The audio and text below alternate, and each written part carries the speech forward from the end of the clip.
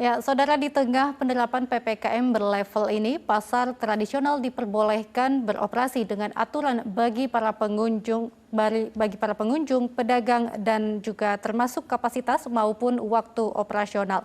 Di wilayah DKI Jakarta, Direktur Perumda Pasar Jaya mengeluarkan kewajiban bagi seluruh pedagang, karyawan toko hingga pengunjung untuk menunjukkan sertifikat vaksin di depan pintu masuk. Ya, lalu bagaimana penerapannya dan juga pengawasan? Kita akan segera bergabung pagi hari ini bersama Sekretaris Dewan Pengawas PD Pasar Jaya, Dr. Sutrisno Muslimin, melalui sambungan virtual. Selamat pagi, Pak Sutrisno.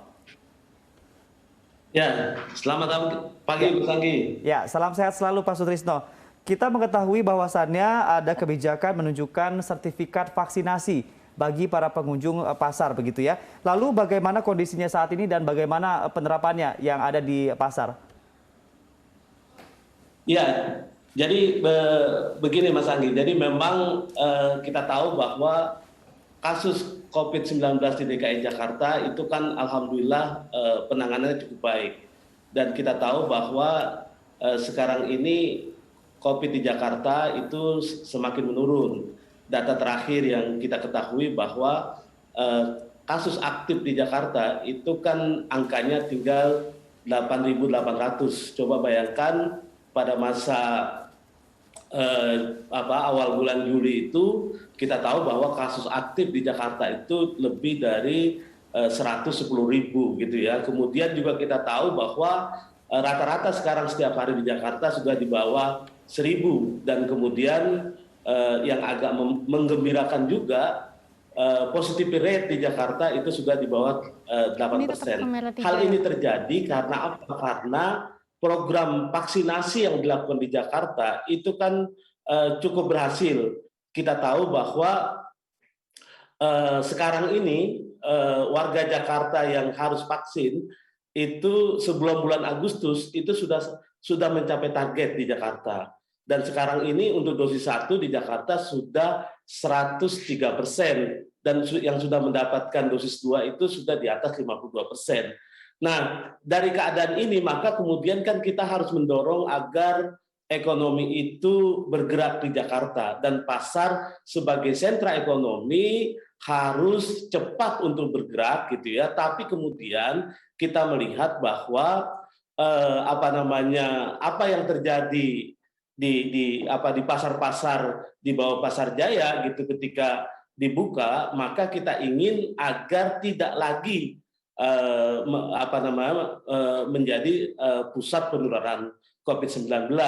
Oleh sebab itu maka direksi Dewan Pengawas sepakat untuk menerapkan peraturan bahwa siapapun yang akan masuk ke pasar-pasar di bawah Pasar Jaya itu harus menunjukkan sertifikasi vaksin. Kenapa demikian? Karena kita ingin agar COVID di Jakarta itu tidak naik turun, gitu ya. Karena kalau naik turun itu akan menyebabkan ketidakpastian pelaku-pelaku ekonomi di Jakarta. Artinya aturan ini diberlakukan untuk mendukung program pemerintah untuk terus menekan tumbuhnya angka positif dari COVID-19 begitu ya. Nah, lantas bagaimana penerapannya di pasar? Bagaimana pengawasannya? Apakah memang sudah cukup dilakukan secara ketat melalui pengawasan petugas dan juga dipatuhi oleh masyarakat yang akan berkunjung ke pasar? Iya, jadi kita memang memantau terus gitu ya. Kita memang melakukan visitasi ke pasar-pasar yang ada di Pasar Jaya. Kita tahu bahwa Pasar Jaya memiliki lebih dari 100 pasar di Jakarta ya, tepatnya di angka 146 pasar. Dan itu kemudian setiap kali para penjual ataupun para pembeli yang datang itu kemudian dikontrol, dicek gitu ya. Kita memang juga akan terus melangkah ya untuk meningkatkan keamanan di Pasar Jaya, yaitu setelah nanti sertifikasi vaksin ini efektif kita lakukan, maka kemudian kita juga akan mendorong agar Pasar Jaya juga sudah harus menggunakan atau semua pengunjung pasar itu sudah menginstal peduli lindungi gitu ya. Karena apa? Karena itu juga akan lebih bisa dikontrol. Dan terus terang sekarang ini memang yang sudah saya lihat langsung, memang pengecekan itu dilakukan di gerbang-gerbang pasar-pasar yang di bawah Pasar Jaya. Baik, Pak Sutrisno. Lalu apakah ada pengecualian, Pak, jika ada pedagang atau masyarakat yang ditemukan tidak dapat menunjukkan sertifikat yang sudah divaksinasi, Pak? Iya. Jadi seperti ini, bahwa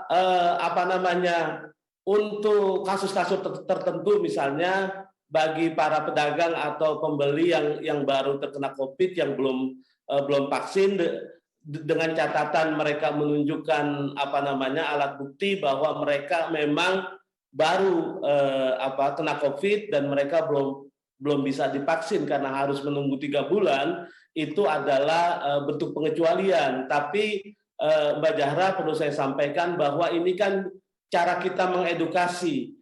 Kita tahu bahwa dengan diterapkannya peraturan setiap orang yang masuk Pasar Jaya harus sudah divaksin, itu kemudian mendorong masyarakat untuk cepat-cepat divaksin. Dan ini juga sempat saya wawancarai, ternyata itu sangat efektif. Kenapa demikian? Karena mereka yang belum punya sertifikasi vaksin itu kemudian tidak bisa mengakses fasilitas-fasilitas publik gitu, sehingga mereka berbondong-bondong, berduyun-duyun gitu ya, menuju sentra-sentra vaksin gitu untuk cepat-cepat divaksin gitu. Jadi memang pengecualian ini kita kita perketat gitu ya.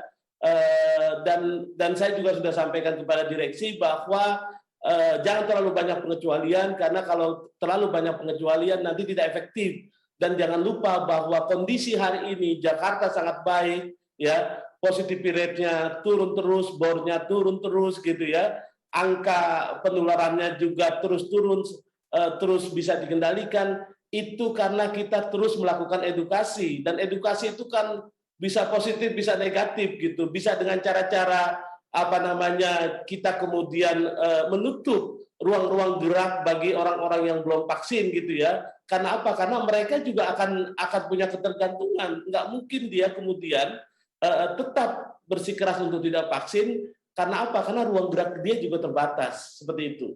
Mengatakan ada pengecualian-pengecualian yang dilakukan. Saya juga ingin mengetahui pengecualian apa saja yang dilakukan oleh pemerintah untuk menghadapi hal ini. Lalu bagaimana tingkat kepatuhan dari kebijakan yang telah ditetapkan?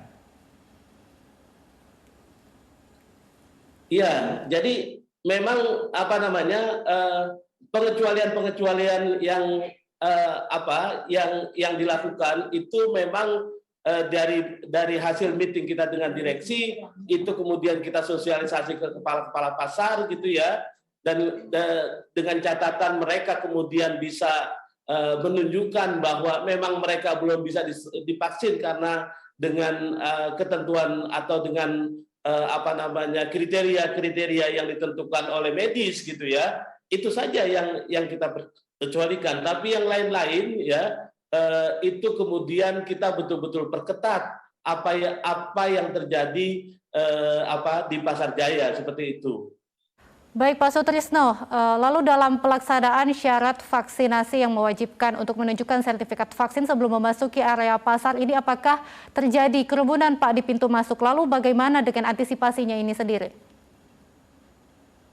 Ya, memang selain harus menunjukkan sertifikasi vaksin, maka kita juga tetap memperketat protokol kesehatan gitu ya. Jadi terus terang memang sekarang ini kita sedang karena memang lagi awal-awal menggeliat ekonomi sekarang ini, warga Jakarta sedang berbahagia gitu ya. Karena apa? Karena kondisi di Jakarta dengan kerja kolaborasi sekarang ini, target-target vaksin bisa dicapai sehingga orang kemudian merasa nyaman untuk melakukan interaksi, untuk melakukan sosialisasi, termasuk melakukan transaksi di pasar. Tapi kita juga mengingatkan kepada masyarakat agar tetap menjaga protokol kesehatan, ya. Karena apa? Karena kita tahu bahwa hari ini DKI Jakarta warganya baru 52%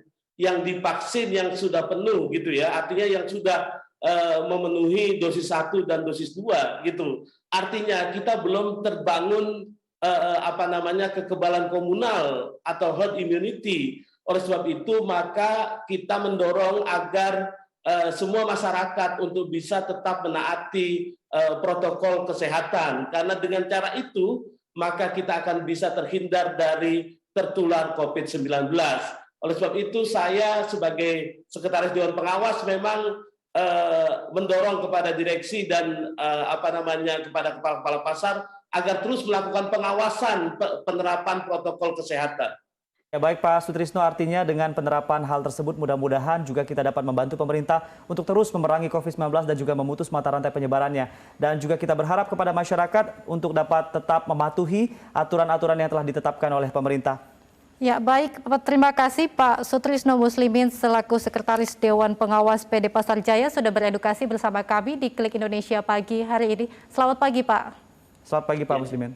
Selamat pagi, terima kasih. Assalamualaikum warahmatullahi wabarakatuh. Waalaikumsalam warahmatullahi wabarakatuh.